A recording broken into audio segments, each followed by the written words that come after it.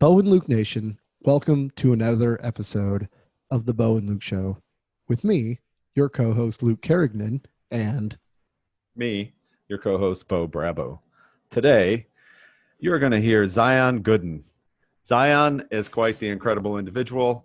He's originally from Jamaica, grew up in New York City.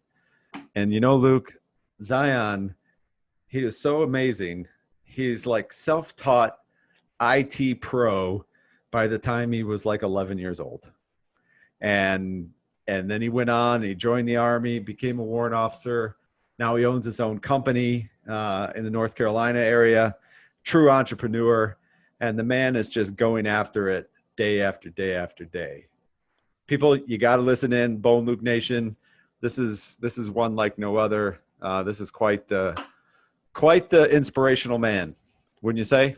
absolutely. I had a blast listening to this episode. He's fascinating. He went through a lot of troubles, man. Oh, he did. You really have to listen in because we can't give it away in the intro, but you will be just taken away by what Zion went through in life, and the fact that he's doing what he's doing today is just truly incredible.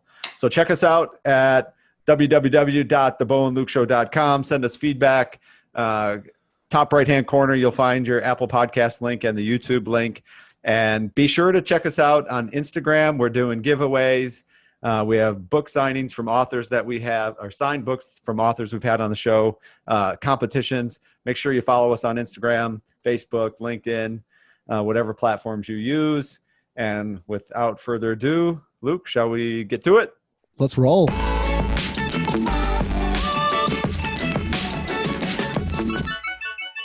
So, Zion, start us out with telling us a little bit about yourself, where you grew up, where you're from, and just kind of give us your 3-minute elevator pitch on who you are. Okay. So I was born in Kingston, Jamaica. My mother left Jamaica because of political war. I was 5 years old, and they were trying to teach me how to shoot a weapon so that I can fight for the political Wow. party of my area. So my mother said, no, we have to get out of there. So we moved to New York, to Brooklyn, New York, and spent most of my youth in the ghettos of New York. So Albany Projects, New York. So we were under the government welfare system. But my uncle, I had an uncle, Del George, God rest his soul. He taught at Mega Evers College in New York, and he taught computer science. So during the summers when I was about 10, I started doing computer science college courses. No kidding. Yeah, with his student, helping his students get through their courses. That's how good I was at it. 10 years old, and you were helping his college students get through their At 10 years old. IT courses. Wow. So that he instilled something into me that helped me, because that gave me drive and gave me purpose, and it made me realize how valuable school was, and gave me a vision of being out of that type of environment as I grow. Yeah. And so I started at that point trying to figure out, how do I do that? And then the military was the way. Yeah. That's incredible. That is incredibly inspirational. And I hope we have a lot of young listeners out there that, think about that. Zion's 10 years old and he's already starting to see that path. I mean, that is impressive. It's hard. It's difficult because for sure in that environment, I'm gonna be honest with you. You can get lost easily, and it was a back and forth struggle for me. And you would get lost because you have the individuals of the neighborhood would clown you because you're actually going to school. You're walking with a backpack. You would get jumped. I knew martial arts and I was a big kid, so they didn't really jump me that much, but I was strong-minded. So and I said I had my uncle who was a teacher. I had another uncle that was in law school at John Jay, in Albany, and then I had another uncle who was developing an accounting degree, finishing his accounting degree. So I had individuals that I can watch, Yeah. But as far as us, my mother, my younger brother, my younger sister, we were the black sheep of the family. We were the ones Really? embedded in the ghetto. Yeah, yeah. It was pretty difficult for us. I can imagine. That's wow. So would you say that it was your uncle? Um, he's your mentor. Was he a mentor? Did you see him as a mentor, or At just kind of you followed in his footsteps and took advantage of what he was doing? at that time, I saw him as a tyrant. Did I you? hated. Yeah, he was taking my summers away. Ah, gotcha. That's funny. But after a while, he was smart. My uncle was. Oh my God, he was intelligent. He figured out that I love video games. Hmm. And I figured out that video games are on computers. Yeah. So what he did was said, okay, you do the work. And back then it was DOS 6.22. Uh-huh. He's like, you do the work and then you could play video games. So there were different golf and car racing video games. Uh-huh. So I would do the work really quick, even help some of the other students just so I could play my video games. Isn't that something? Yeah. But then when he passed away out of respect, him and I had a very good bond. And when he passed away, out of respect to him, I told him I would continue on what you've taught me and I would make something of myself, making sure that Hmm. your time wasn't in vain. And that's what I've done. Wow. That's great. Yeah, he knew the reward system very well. Yeah. Use that over you and get you to do what he wanted you to do. It worked. Yeah. And then was it right after high school you found the Army? Or was it later? No, it was right after high school. So and that, even though I was going to school, even though I was getting good grades, I'm in an environment where you can't be a solo individual. So I had friends that were doing things like stealing cars and stuff like that. You walking around with guns and stuff like that. And I just didn't. First of all, they respect me enough to not involve me around them when they're doing things, so that I wouldn't get caught up in their system. Yeah. And then and the other part of it was, I would see the outcome of what they were doing. Like they were going to jail, they were going to juvie, they were doing all this different stuff. And then one of my friends was killed in front of me on his 16th birthday, 3 days after his father said, if you continue down this track, you won't make it to C16. Wow. On his birthday, I'll never forget that. In front of me, they killed him. Wow. And that definitely, it plucked something in my brain. I was like, I have to get out of here. Yeah. And that's when I started looking for a way out. I can't even imagine. That's just horrendous. I mean, either multiple ways you could have taken the aftermath of that. And yeah. Initially it was anger. I wanted to lash out. And like I said, the individuals that I surrounded myself with, though they were, for lack of a better term, gangsters, they would not let me involve. They would not involve me in those things. So they basically told me, "We'll take care of it. You need to stay out of this. You need to stay out." Because I was angry. I mean, yeah. On his birthday, I watched them take his life, and I literally watched it, and it was not something that it stayed with me for a while, and it was part of my motivation. It was part of my, I'm going to do it for myself, but I'm going to do it for him as well. Yeah. Yeah, that's something. Wow. I'm almost speechless because there's not too many people have experienced something like that. Yeah. Yeah. So just to see it today, and you've obviously honored that memory and that that commitment. Above and beyond. Above and beyond. That's right. And I'm still trying more. I'm still, still going after it. I've got higher heights to reach. That's awesome. That's what we're all about. And that's what we hope people take from our show is it doesn't matter how old you are. You can, just keep going after it. Right. It's true. It's true. Very true. There is no boundary except for the one that's in your mind. That's right. It's all your mindset. Yes, it can take you down or it can set you free, and you can be soaring with the eagles, going after your dreams, if you will. I give you a funny thing. So, my mother, when she first got a television, we didn't have a television for many, many years. And Mm-hmm. one of my family members dedicated a television to her. And there was only 3 shows that I would watch, you know. One of them was Honeymooners with Jackie Gleason. And one of them was a cartoon, the Looney Tunes. And then the third one was a TV show called Doogie Howser. Yeah, I remember that show. A 16-year-old doctor. Yeah. And I said to myself, wait a minute. Why can I be that smart? It intrigued me that this guy was 16 years old and he was a doctor. Mm-hmm. So my uncle said, well, you need to start reading. So literally he took me to the Brooklyn Library, got me a library card. I spent hours there reading reading Plato, reading Socrates, reading Greek mythology. Mm-hmm. I would escape In the doing books. that. Yeah, you know. Yeah. So it was like you had a combination of things that just set me on a great path. And to this day, I still do the same thing. I read tremendously.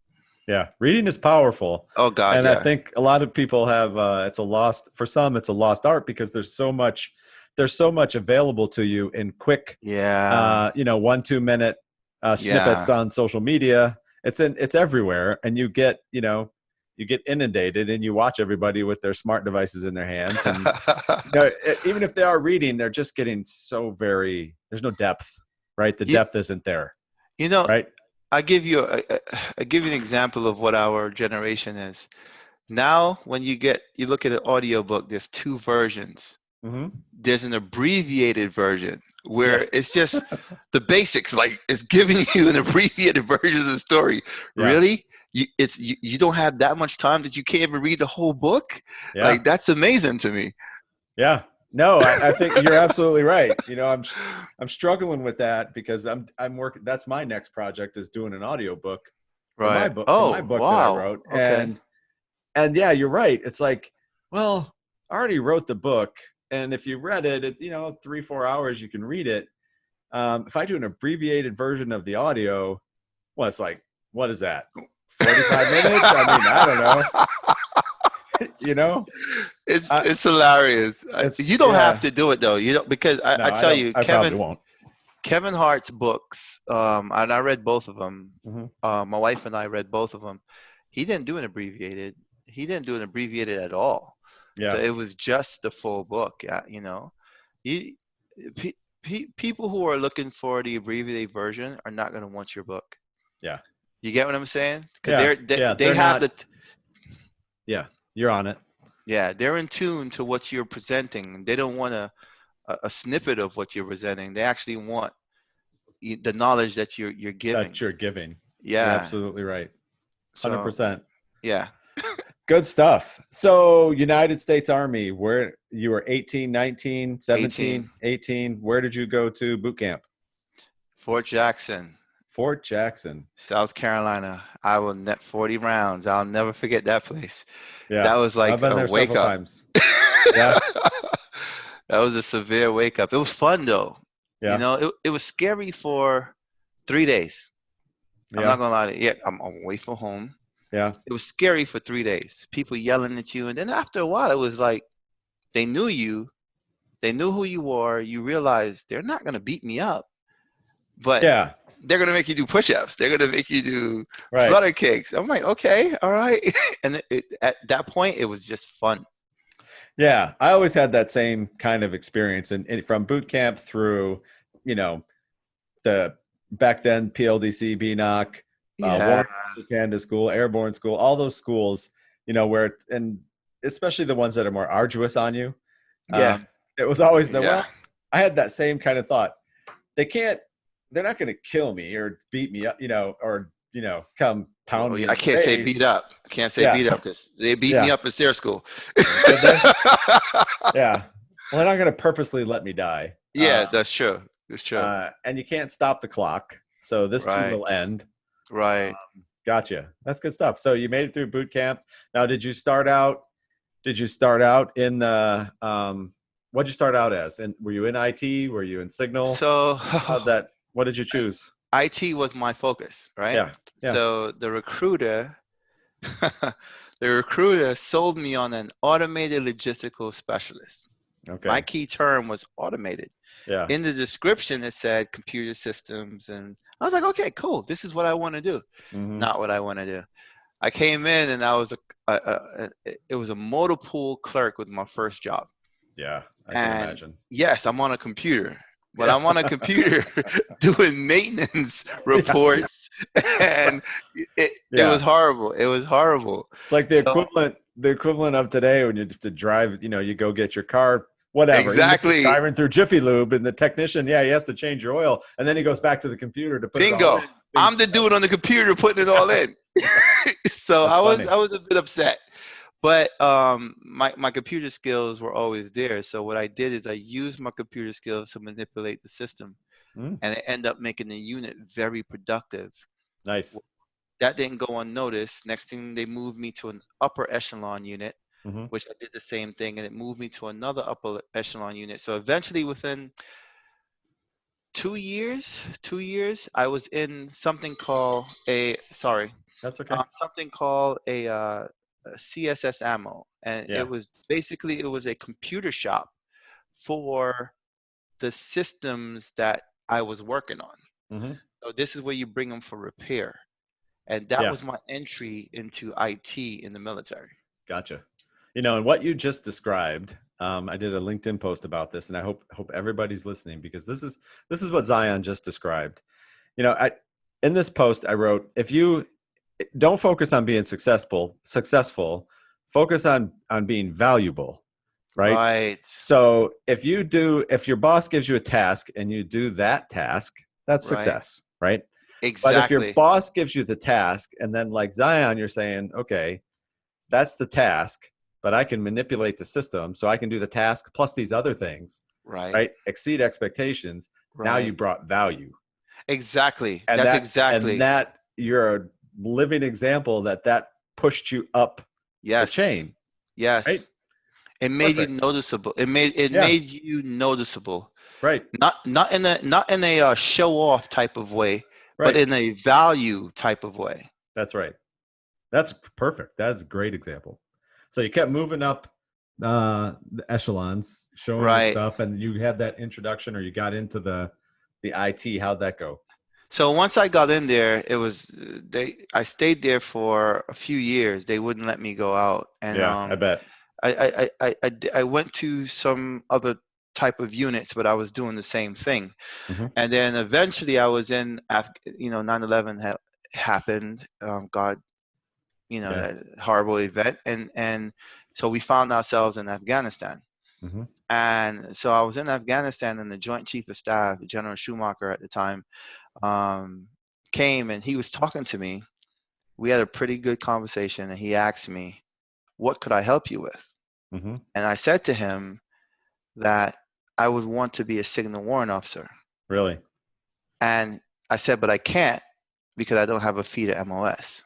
I have the talent, I have the skills, but I don't have a feeder MOS. Yeah. He said, let me see what we can do. And it happened. Wow. It happened. Wow. That's something. Yeah. Yeah. Goodness. So it was I mean, they denied me the first time. So you got denied the first time. I got denied. I didn't put in the second time. I was denied. I was so heartbroken. I just said, whatever. But what happens is when you're denied, they automatically push your packet through a second time. Yeah. Well, they did. And I happened to go to formation, and everyone's congratulating me, and I'm wondering why.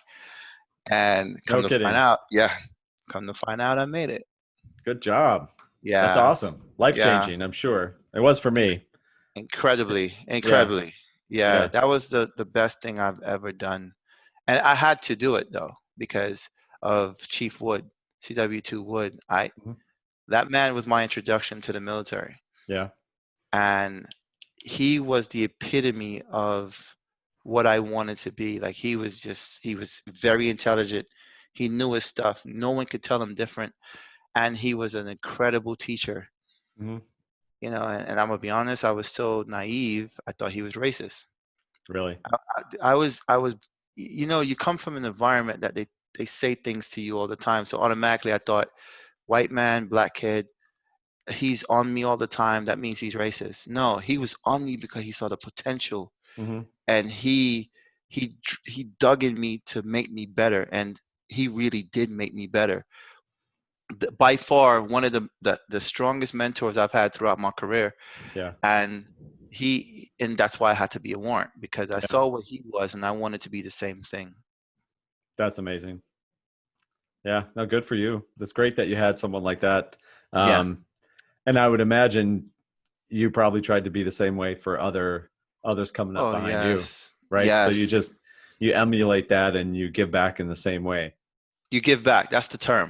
Yeah. So it was my responsibility to give back Mm-hmm. and help the next generation Mm-hmm. of me, because I'm the Yeah, next generation of him. that's right. You know? Yeah. So we definitely, and I've not put through a lot, but the Mm-hmm. ones I've put through are very good warrant officers. Yeah. Yeah. No, that is great. And I think that's something that I always strive to do. Cause I had a warrant officer that was, I had been with him when he was a senior NCO, Mm-hmm. and then he went to warrant officer, became a warrant officer. And then later on, I went to work for him while he was a warrant and I was still an NCO.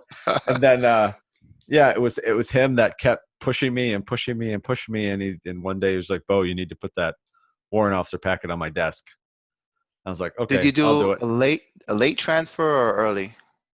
Were you Uh, after 12 or before I 12? was before 12. Okay, good. So I was right Good. around 9 years, and I Okay. was done before I hit my 10th year. I think it was right around 9. So I had like Okay. 11 years as a warrant officer when I retired, somewhere around Good. there. Okay. Got Yeah, it. yeah, Got it. Yeah, yeah, yeah. That's yeah, awesome. That's yeah. awesome. And then and then I always tried to do the same thing. And I remember one Staff Sergeant Simmons, and he's Chief Simmons today, so he's warrant officer Bernard. I just love the guy, and I would do the same thing. I would push him and push him, and I think sometimes I'd see him roll his eyes, and because I was asking for we need another spreadsheet. I have an idea, and of course Right, I'd give him the right, idea, and then want him to go do it. Right? right, right. Yeah. I don't know. Today I hope he's thankful for that. I think he is. Because he went on and now he's doing big things as a warrant See, officer in the Army, when right? you're doing it to better a person, Mm-hmm. most of the time that person doesn't, especially a person like me, where I had some insight, but not really a lot. And Mm-hmm. so it's like I was blinded in certain areas, and he opened my eyes. He it was hard. Yeah. I thought, like I said, he was never easy on me. Mm-hmm. But then it gives you that thing where you say to yourself, okay, wait a minute. Okay, he's backing me now. Mm-hmm. I can't mess up. Like I have That's to do right. my best, Yeah. right? So, when I crossed over, it was like I have an obligation, not only to him, but to the Joint Chief of Staff. Yeah, for Like sure. I have an obligation, right? Yeah, it went So out. Yeah, it went out. Man, that you had someone in your corner that yeah, made it so happen. Now you gotta do it. you have to do it. And then they opened up the Signal community now to all MOSs, which is, they couldn't just do it for me. Yeah. So they opened it up to all MOSs. I was just the first one to go through. Yeah, gotcha. And but I had to make sure I did the best that I could, Yeah. so that they don't look back and say, "Oh, it was a mistake." Yeah, that's right. I think that was a great. Yeah, well, you were the shining example, and you're setting a new standard that, hey, there's people that have a lot of, with computers coming into everybody's homes, Mm-hmm. everybody's using them. People Mm-hmm. are learning how to program on their own and do all Right. kinds of things, right? Right. That there's a lot of talent out there, regardless of what your main Yeah. job is, right? So I mean, I you kind of outshined the guys who came from the feeder MOSs. right. Exactly. So you were lighting a new path. So it's awesome that you had the courage to ask the Joint Chiefs of Staff or tell him exactly what you wanted him or what he could do for you. I don't know That if you ever takes seen a picture of him. You ever seen a picture of him? He's a I big think dude. yeah, Both him and his brother are huge. big guys, Yeah. right? And I tell you, he's just stocky. Mm-hmm. It was, but he said it. He was like, what could I possibly do for you? And I was like, really? And he was Yeah. like, yeah. And I went, Yeah. oh, well, I have this situation. And That's I right. told him, he goes, really? Are you serious? And I said, yeah, I would love that. He said to his guy, take his information. And I was like, okay, now it's going to happen. Yeah. Oh, it happened. That's that's being quick on your feet and Yeah. having keen insight. Because you could have just as easily said, no, sir, I'm good, thank you, I appreciate you Right. asking. Which is Right? what I was going to. Which could have just been, the initial thought of just being humble and respectful. Right. But instead, the courage came out and said, well, I'm going to ask. And you Because made a decision. I wanted it. I wanted it. But I'm telling you, I was constant. I hated the fact that I kept getting denied. Yeah. I would tell the signal warrant that I knew. I told him that, do you know my first paycheck at basic trade after AIT, my first paycheck that I actually got to go and spend, I bought a Tandy from Radio Shack. Did you? And I tore it. Back then they had the little silver thing that said, if removed, void of warranty. Yeah, you removed it. I removed it because I wanted to know how it works. Yeah. I broke it and then I fixed it. I broke it, then I fixed it. That's all I did with that Tandy from day one. Wow. That's how I got to know how that's how I got to know that. Right. I was there. I was focused. So to be denied because of a minuscule thing like you don't have a feed at MOS, I was like, no, there's got to be a way around this. There's a way around everything. Yeah, that's awesome. That's good stuff. I love that because I think it's cool that you had that and you could do that on your own. But I love when you really learn how something works and you can break it down and put it back together again. I think the only great example I had from the military side of that was, being tested all the time on how to take apart your M16 time and put it back together, or your M9 or something like that. But in doing so, right, and you think back on why did we have to do that? Well, number one, you learned how the thing worked. Right. It took fear away from actually handling the thing. Right. Because you knew exactly how the thing worked, when it would shoot, when it wouldn't shoot. You really got into the weeds of how something worked. So yeah, having the wherewithal to break that computer apart. And one of the significant things you learn is systemic. How if you have a system, it gives you efficiency. Yes. And when you know how something works, like you said, it also gives you efficiency. Efficient, you're more proficient with the weapon. Because you know it, you intimately know it. You know the insides, you know the outsides, you know what the bolt's doing. If this thing jams, I can fix it in no time because I know what to do. And when you're under fire and something happens like that, when you don't intimately know it, you will panic. You would freak. So the fact that they do that is just that they instill that confidence in you, that proficiency in you. That's another to be able. That's another great point.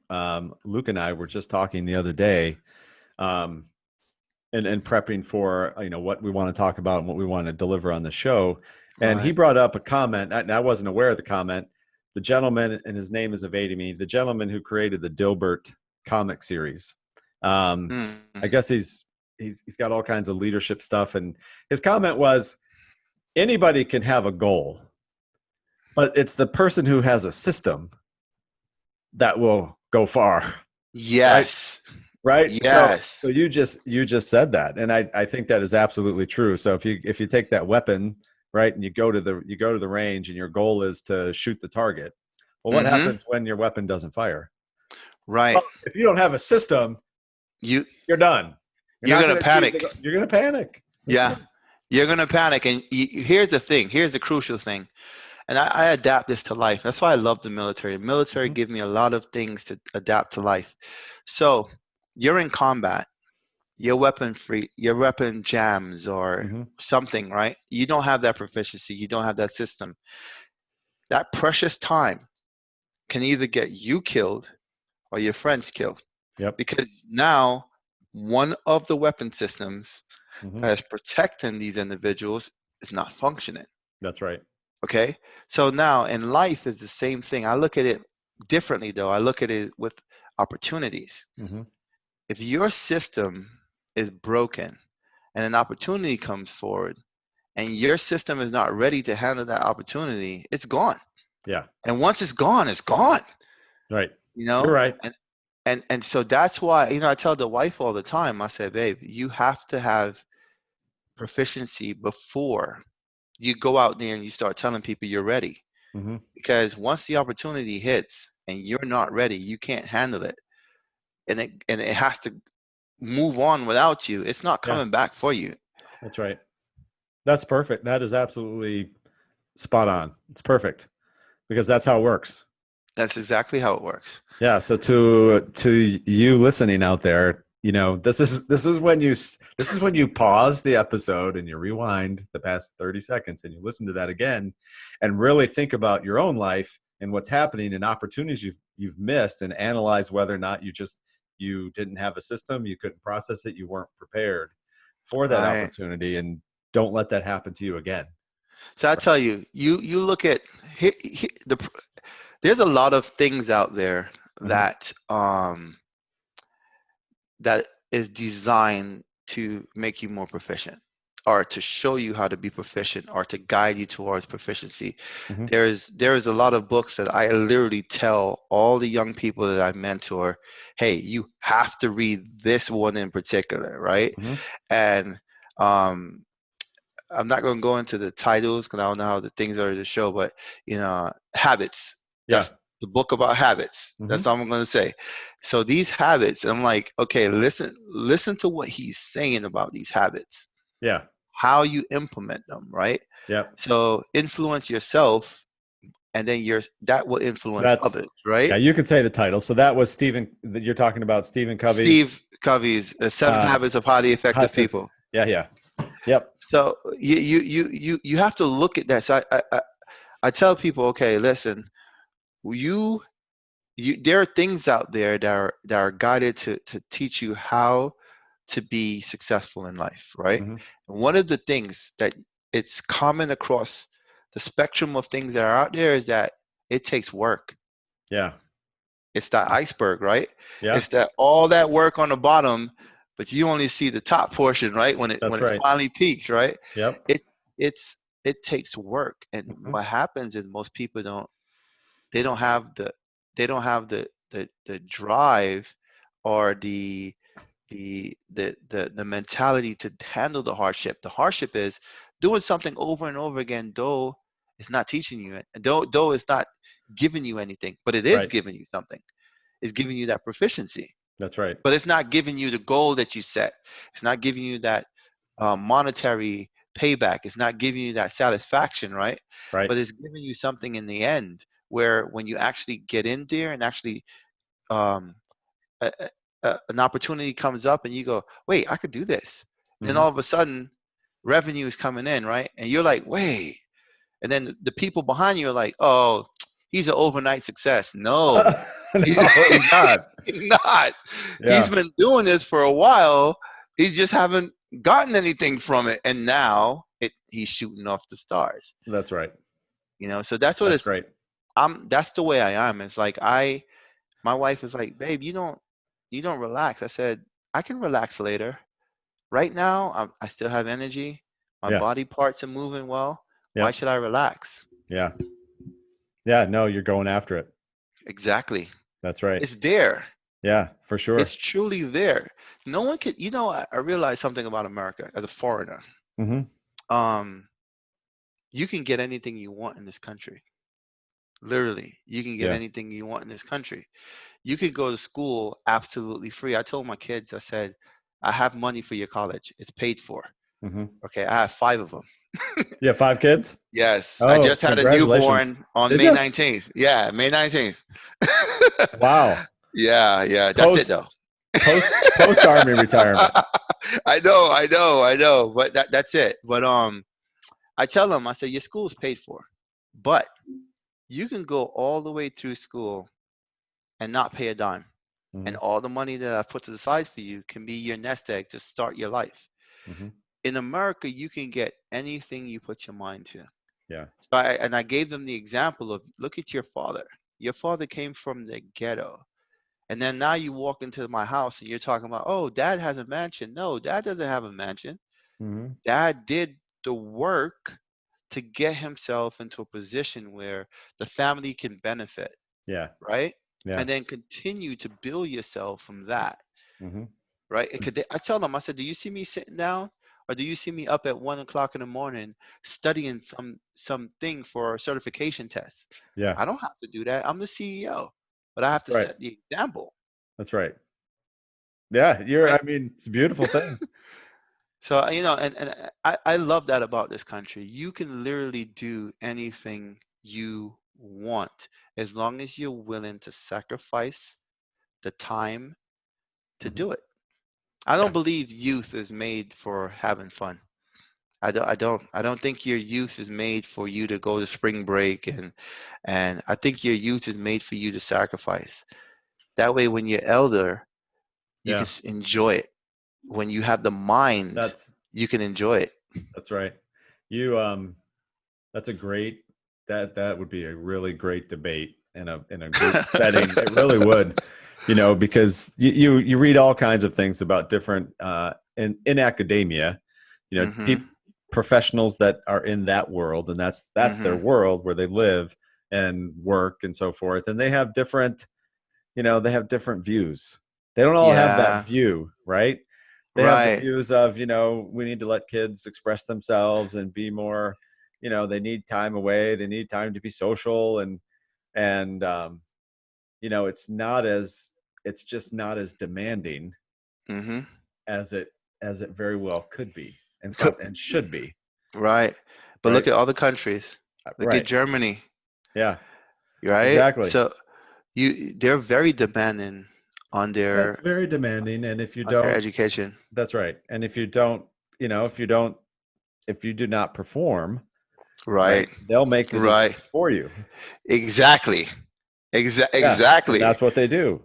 Yeah. So I think I'm gonna be honest. I I think I tell my children all the time. I said, listen, you don't have to worry about where your next meal is coming from. Hmm. You don't have to worry about the clothes. You don't have to worry about a roof over your head, being able to take a shower. None of that. This is all Hmm. the stuff that I had to worry about. This is all the things that I had to worry about. Being Yeah. warm in my house is something I had to worry about, right? I Right. said, you guys don't have this. So what your focus should be is giving 100% to your education. Why? Mhm. Because now you have a choice. Now you can decide to party, Yeah. and then you have no choice. Your choice was made the day you started the party. That's right. Or you can get your education, and then you have a choice. You have a choice to be this, that, or this in life. Why? Because you have an education. Right. I was like, if you don't have it, you can't do anything. You have those who do it at an older age, which is Yeah. fine because they figure it out, right? Yeah. But why? I tell my kids, why suffer that? Because now you're taking time away from your children Hmm. because you have to go to school where you should be mentoring them on their schooling. Yeah. I'm You with you. know, so Yeah. I was one of those guys, but mine for grad school, but my grad school was after the kids were already out of school themselves. So I right, literally right. just finished grad school last year. My goal was to finish I it just before did I too. turned 50. Oh, And I nice. did. So I put a process in place and stuck to it. Yeah. And it was pretty awesome. And I'm very proud of that and still going strong. So Congratulations. thank you. Same to Congratulations. you. I did it late myself. Grad Mhm. school. I did it Yeah. late myself, and my wife is actually finishing her cybersecurity master's. Is she? Yeah. So Nice. we did that late ourselves, but the other part we were focused on, Uh-huh. and we told them our mistakes. You Yeah. know, but you don't have to learn from our mistakes. Right. But I completely feel that youth should be your builder. This is Yeah. your time to build. Yeah. That way, and when you're our age, you have the mindset, you have the maturity to understand what you can do with money. Mm-hmm. You know, I mean, really do with money. Yeah. I'm not talking about going and get the greatest Jordans. I'm literally talking about, oh, you can go help a country by doing a little thing. You know, you can go help homeless. You can go help some urban youth that don't have the opportunities that you have. Mm-hmm. You could do a lot of different things with money. Mm-hmm. That and of course you could do the go to Hawaii and go to Italy and go, you know, that too. But what people don't understand is rich people have the ability to actually do what they want to do. And what I mean by that is help. A lot of them have in their mind that they want to help, but they have the capital to do so. Yeah, it's the resources that they have at their disposal to actually do that and make an impact, for sure. And I tell my kids, I say, you guys have given hearts. Mm-hmm. The way you can do it is to make something of yourself that you have the capability to give without hindering your family. Mm-hmm. Yeah, and you just pray that they listen, because you've made it to that point, and you have that maturity, and really it's wisdom to impart on them. Right. And you just pray that they keep that cycle going so that they can grow and do the same and impart that same. And it'll be, let me tell you what your grandfather told me. Right? Right. I mean, those are the things you really hope for, right? Because it's true. I mean, it happened with us was the same thing, right? Yeah. So my uncle was computer to me. Yeah. He was hoping, I hope this guy is listening. And of course, 75% of it was in there initially, and 25% was like, no, I could be out there playing stickball with my friends, you know? And then afterwards, it did start to come in, because he figured out a way to show me the value. Yeah, that's great. Super good. So then you retired. How long have you been retired from the Army? How long ago was that I just went on terminal leave in March. Oh, so recent. So you transitioned, and did you already know? And the reason I asked this, we had his episode literally just came out last week. Colonel Rob Campbell, he's retired. Mm-hmm. He's an infantry officer, but he wrote a book, just came out, called At Ease, and it's all about the transition. And he retired 3 or 4 years ago. And it's not how to transition. It's just the story of what happened to him. Right. And you go through these, he went through these, and I did the same, like multiple, it's almost like a new chapter. Like, what am I going to do? I don't know what I want to do. And now he's really finding his groove. Mm-hmm. But it seems like, do you think you're in that groove now? Because you just started, or you just finished transition leave? So no, I just started. I just started. So and you started your company. So okay. I started the company in 2018. So, okay. Yeah, in 2018. Gotcha. But I was in Afghanistan, mm-hmm. and I decided it was it. I was coming up on 20, and I was going to be done. Mm-hmm. So I put in for retirement. Right. And my friends were like, "You're not working for somebody else. You're going to start your own company." I was like, "No, I'm not. Yeah. No way. Wow.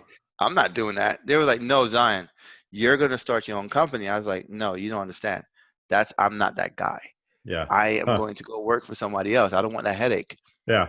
And they showed me that I was that guy. And I was like, "Oh, well, I guess you're right. Okay, let me try it." So I had my packet in, and I started the company, right? So I got my article of LLC, and they came back and said, "You're not retiring." Oh no. And I was like, "Wait, but I just started this company. What am I supposed to do?" So I put it on the shelf. Did you really? I had to. Yeah. I am very committed to the military. Yeah. So I literally put my company on the shelf for over 4 years. No, 2 years. 2 years. And at this point I said, okay, I'm going to put in my packet again. And this time I talked to the generals, and I was like, I have to go. You have to let me go. And they agreed. And then I started to look at, so I started getting job offers from Microsoft and all this stuff. Sure, I bet. Because of what I was doing in the military. Mm-hmm. And so the the thought came back again. Why don't you just take this job? Dude, look how much they're offering you, Yeah. Yeah. I you love know? And then my wife was like, Zion, you're not meant to work for somebody else. You did it for 26 years. Yeah. It's time for you to do your own. It's time for you to show people how an organization should be in Yeah. accordance to you. And that is what I did. So Good for you. so I have literally just been, and God is great because I just started January, but Mhm. COVID hit, right? Yeah. So it stopped. Yeah. I started So, onboarding it, and then it was like, nope, you're done. wow. Yeah, Yeah. exactly. So that's even another great story. We could bring you back on just to talk about that, right? Alone, starting a business. It's because it happened. We talk about that a lot. We launched my company similar my company now because I'm on my own, same kind of time frame. And you're like, holy cow. I would imagine there was probably thousands of people who were starting their business dream in Yep, January, right? yep, And to yep. go out on their own and then bam, Then COVID. bam. Oh my gosh. I tell you, I was just for a split second Mm-hmm.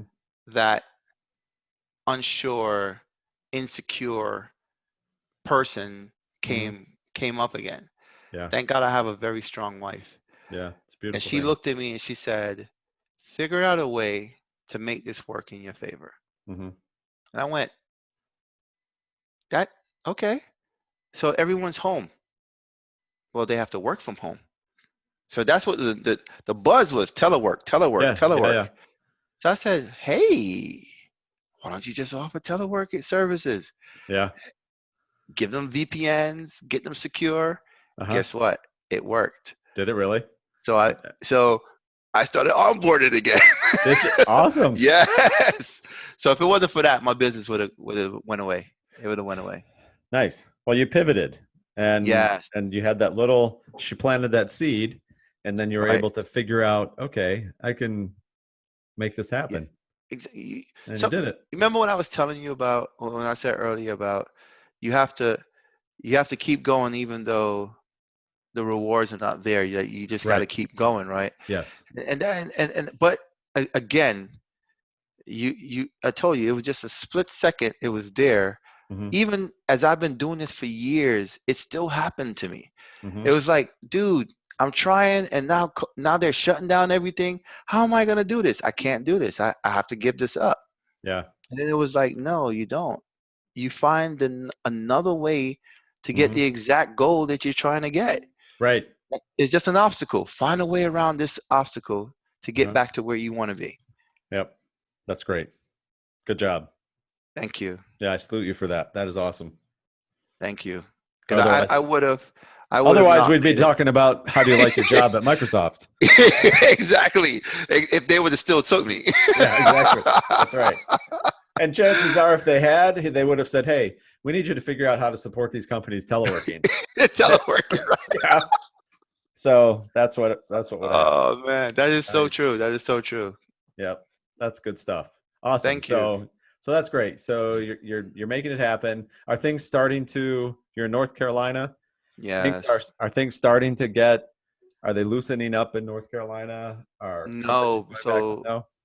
they started. Okay, they did. They opened it, and then uh, 2 days ago they said they're going to mask everywhere, mandatory, Mm-hmm. and then now they're extending the level two or the opening the term two. They're extending it out to 4 more weeks. Mm-hmm. So we were supposed to go into the third, which would be people could start going to the more crowds, bigger crowds, and stuff Mm-hmm. like that. They went back. They're staying at the second where you really can't have that many crowded areas. Restaurants still have to be so many people, which Mm-hmm. is hurting a lot of businesses around here. Yeah. And so it's still hard. But what I am doing is I'm focusing on telemedicine Mm-hmm. and stuff like that. So I'm looking at medical facilities and Yeah. dental facilities and so forth. And I'm talking to them. and they're the ones that are coming on board. Nice. Because I learned telemedicine. I went and I took about 2 weeks and I studied it. Yeah, good for you. And I said, That's okay, I can help you with this. Yeah, that's going to be big, because I think there will be certain things that come out of this COVID-19 timeframe, where even companies or even things like telemedicine, where other companies have pivoted, just like you pivoted, that those things won't go away. No, they're not. Right. And because the people and the patients who are the customers, they'll get used to that. Right. Yes. And they'll continue the demand for such things. And that will keep you engaged on the telemedicine platform. And then that will continue to evolve, and technology will get better and better and better. Right. And you'll be right there to service and implement it all. Yeah, that's right. Sweep it all up under the eSabers umbrella. I told the doctors, I said, listen, this right here is a start. I said, you're introducing something. I said, here's the thing. You don't even have to worry about the introduction. Yeah. The introduction is mandatory. It's needed. I said, the coolest change is when it's absolutely necessary. So this is necessary for telework, and it's necessary for telemedicine. Yeah. So the patients have to do it. They're like, well, I have to do this. Right. But normally they would have probably been like, oh, I'm not doing this. I'm not paying for this. Yeah. But they have to, right? They and have now to. They're liking it. My 74-year-old mother, she needs to see her doctor, and a nurse is on whatever, was telling her, okay, I'm going to send you a text, and you just click the link in the text, and the video will pop right up for open the meeting, right? Yes. And so even, your elderly are having to do it, and they're doing it. Right. That's the thing, right? The government has to chime in, though. They do. Because the equipment, the monitor and sensory equipment is expensive. Yeah. So the government needs to, Medicare and stuff like that, needs to facilitate these things for the individuals that really can't move about. Right. To make telemedicine actually work better. Yeah. No, you're right.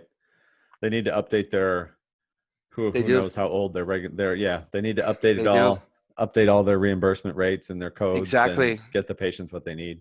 So it can really be successful. Yep. And it will be successful. You will revolutionize medicine if the government buys in. And I see all the things the government is talking about helping.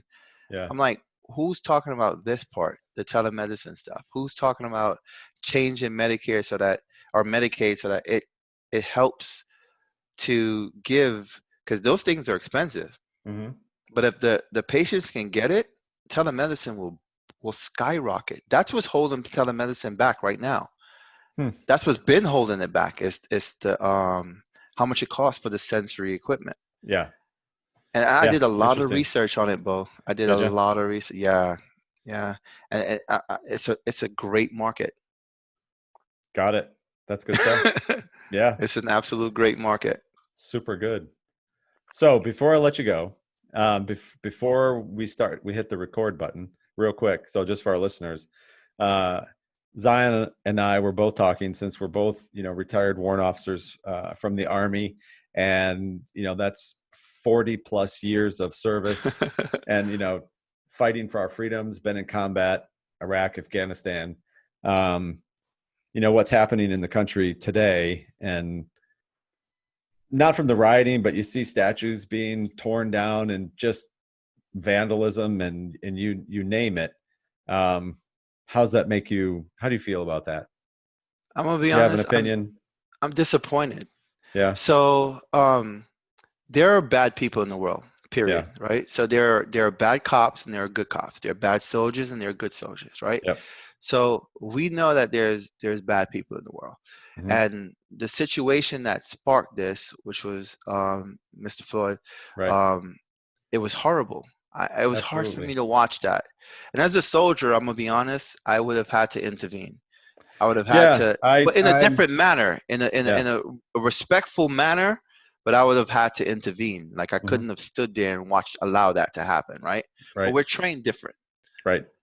I agree completely.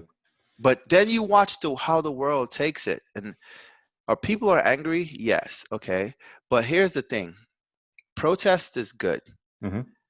Burning down the Walmart that your neighbor who has a newborn infant that requires milk the next day, and the Walmart's going to be closed because you went in and looted it, does not help the situation. Right. Okay? You're now putting your environment in a bad place. Mm-hmm. And that's what I don't understand about the looting and the rioting. I'm like, you're burning down your own neighborhoods. You're not going to have any place to go get food. How many people in there work at that Walmart? Mm-hmm. So it's closed now. It's closed. So you're Yeah. talking hundreds of something jobs are gone. So now they were suffering COVID. Now they're suffering because they can't even go to work because you burned the building down. Yeah. That makes no sense to me. Yeah, it doesn't make any sense to me either, and it is sad because when I see that, I just think, man, there's a better way, right? There is a better way. There's a better way to get to accomplish what needs to be accomplished. Right. There's a system, there's a process, there's educating and helping, not just educating. And I think that's where we fall short. It's not just educating people, but it's like, okay, now that you know the process, let's help implement that process. Right. It's like a computer, it doesn't do any good to design or write code if you're not actually gonna put it in a system or a piece of software to actually implement it and run it. Right.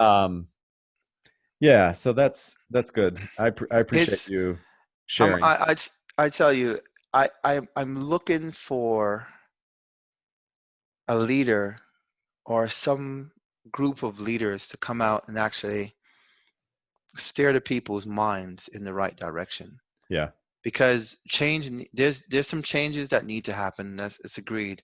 Yep. There are a lot of incidents like this that are happening around the world, right? Yeah, absolutely. But it's not only blacks though, and as a black foreigner that came to this country, mm-hmm. that grew up in the ghetto, I tell you, I've seen a lot of situations in my time.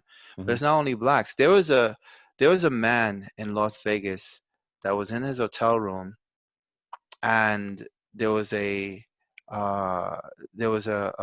police call, said that somebody had a gun out his window, and this. This was a Caucasian man. Mm-hmm. They went to his room.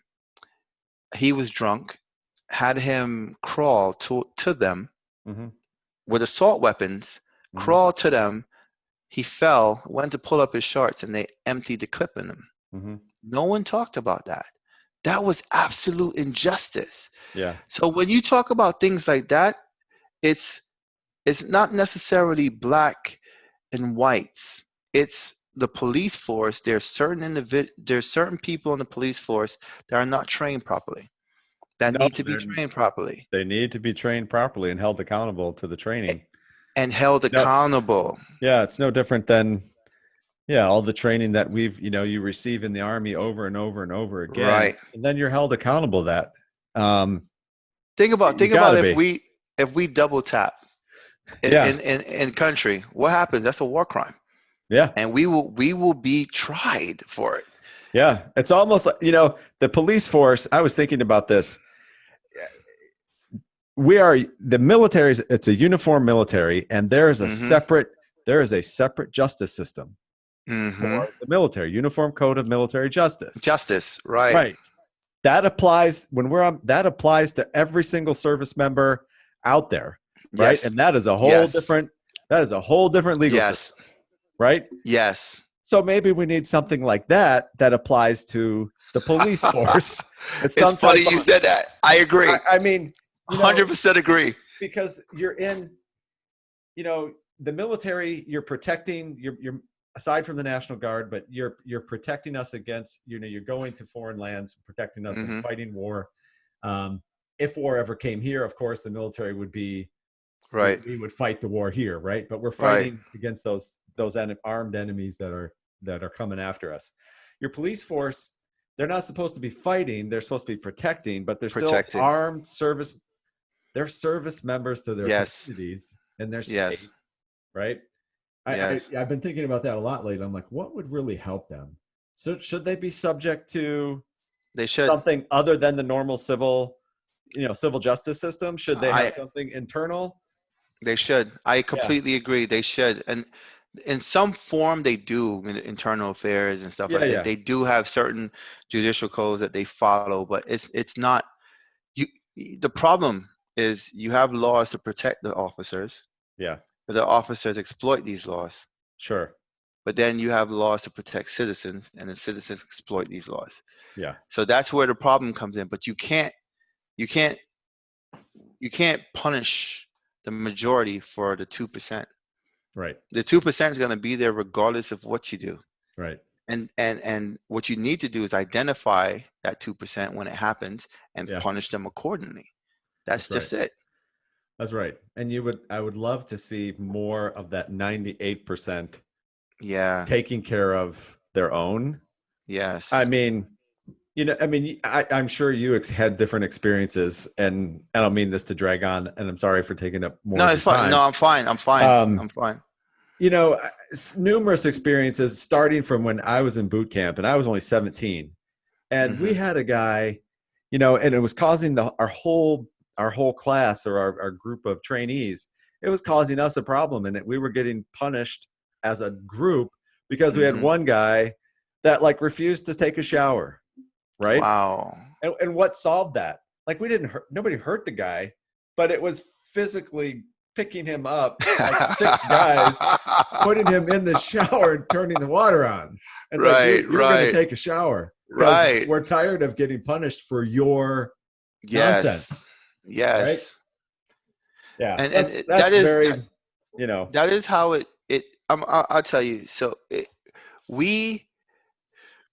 education is the key, right? Yeah. So when a police officer stops you, that is, they have designed a controlled environment for you to protest against an arrest or a legal stop or anything like that. It's called a courtroom. That is your rights and everything is prominent inside the courtroom. When a police officer stops you on the road, when they're walking up to your car, they have no idea what they're walking up to. Think about that for a minute. Oh, yeah. You don't know what you're walking up to. There's tints on the windows. You don't know if there's a gun in there pointing at you right now. You don't know what you're walking into, right? Right. If you do something, which I do, because I'm a soldier. I've been in an environment where I'm walking up to people that I don't know if they got bombs strapped to them. So what I do is I diffuse the situation by winding my windows down and turning my dome light on and put my hands on the steering wheel. Guess what happens at that moment in time? He is totally off guard. He's not guarded anymore. Why? Because he realized that this individual is no threat to me. Yeah. Right? And then it's a matter of respect. Even if the cop is disrespectful to me, I'm respectful to the cop. You know why? I can fight him in court. That's right. But during this stop, I have no rights right there. I can't argue with him at this point in time. You're right. So it's horrible. Like we were talking earlier, to spend so many years defending this country, and for me to be walking out and seeing the way the country is going, it's heartbreaking. Yeah. It's absolutely heartbreaking, because I still think I was doing great things for this nation. I just think this nation needs to realize how important they are, and that we are a nation together, not apart. Right. And we figured it out after 9/11, and then what happened? The tragedy started to go in the back of our heads, and it wasn't in the front portion of our brains, and we went back to this segregation again. Yeah. We need to stop looking at each other as different. Right. That's what I love about the military. I do too. We don't see that. You're a soldier, I'm a soldier. That's it. Yep. I wrote that in the battlefield chapter of my book, when I talked about joining the military and so forth. And I grew up in a all white community, and I'm very blessed that I did not have parents that talked about race in any way, shape, or form. Right. Bad and different, Right. they just didn't talk about it. So I was not influenced in any way, right? Right. But when I got to boot camp at 17, there's people from all over the place, right? Mm-hmm. I mean, black, white, Asian, Hispanic, Right. Indian. I mean, they were from everywhere, Right. which was great. So it was like this huge immersion for me. And oh, by the way, the best part was every one of us is getting treated like crap, right? You're all being Yes. treated, right? Yes. There is zero discrimination there. The drill sergeants treated every single one of you Right. equally. And Exactly. you're all dirtbags, and that's it. You know, Right. they had a point they break you all down, but then, 8.5, 9 weeks later, it's like a new brotherhood. You Everybody's bonded. together, you bonded, and everybody's now green. You're safe, Yes. right? Yes. So I love that. I felt super blessed at that young age to be like, yeah, that's who we are. Right. And that's what the Army did amazing things for me. Yeah. So I appreciate that. That's great. I agree Yeah. with you. It's a wonderful organization that teaches you there is no discrimination. We don't discriminate. The only discriminating we have is against laziness. That's right. Right? Yeah. And cowardness. That's what we discriminate against, right? That's right. That's it. It's not really a discrimination. It's just the fact that you will cause harm if you have these qualities. That's right. Right? So we have to weed those individuals out. But I've never felt more brotherhood and companionship as I felt in the military everywhere. Everywhere. Yeah. Think about it. Every new unit you go to, it's a bunch of different people. Mm-hmm. You're all thrust in there together. Yep. And you make the best of it. That's right. That's absolutely what you do. That's what it should be here. That's what it absolutely should be. And I believe wholeheartedly that's where the value of having